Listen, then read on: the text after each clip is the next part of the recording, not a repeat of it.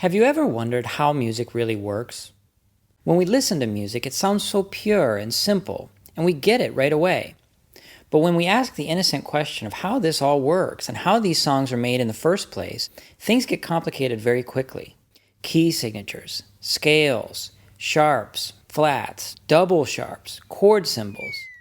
But let's put all of these names and labels aside for one moment, and let's explore what's really going on in music in a much simpler way. Musical sounds can have any pitch on an infinite continuum. But we don't use all of these infinite sounds. We use just 12 sounds. What many people never fully appreciate is that these are all the notes that exist.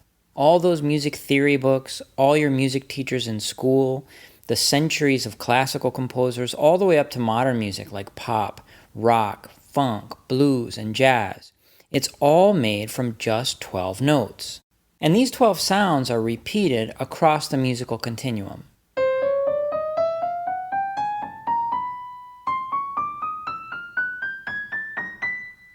All of these notes are equally separated, and they're all exactly equal in value and importance. And actually, it gets even simpler, because most of the time, our music is really only using 7 of these notes.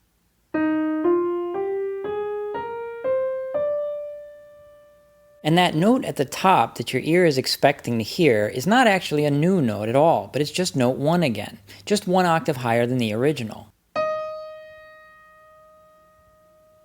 This is the major scale, and these are the sounds that make up all of that music that surrounds you in your daily life. Now, hearing the major scale in this way might make you think about children's songs like this one.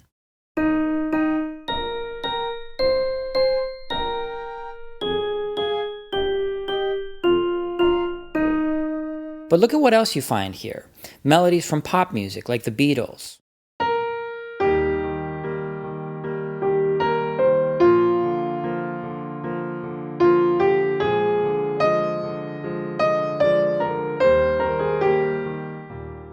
Movie themes.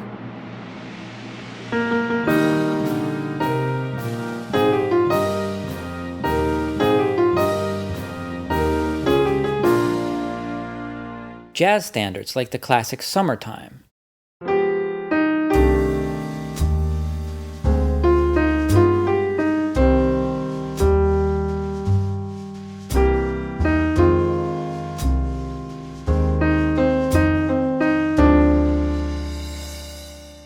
And even the most dark and melancholy ballads like My Funny Valentine.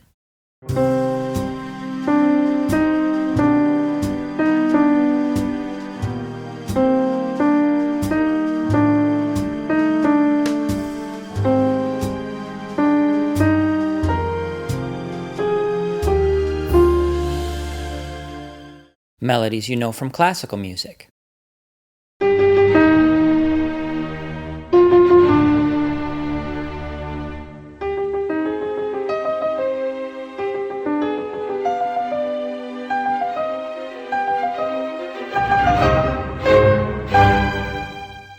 And even melodies from rock music that don't sound anything like the major scale, like this classic from Nirvana.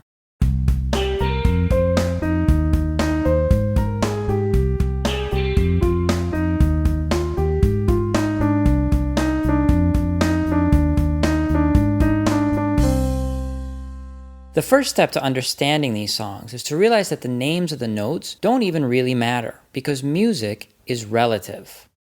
Every one of these melodies is just a sequence of notes from the major scale, and we can build a major scale anywhere we want.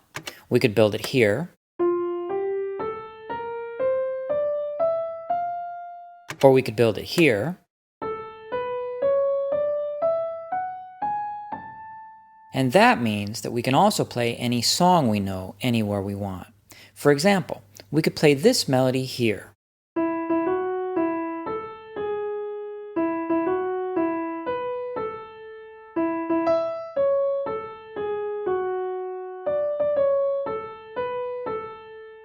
Or we could move the entire system to a new place and play the melody here.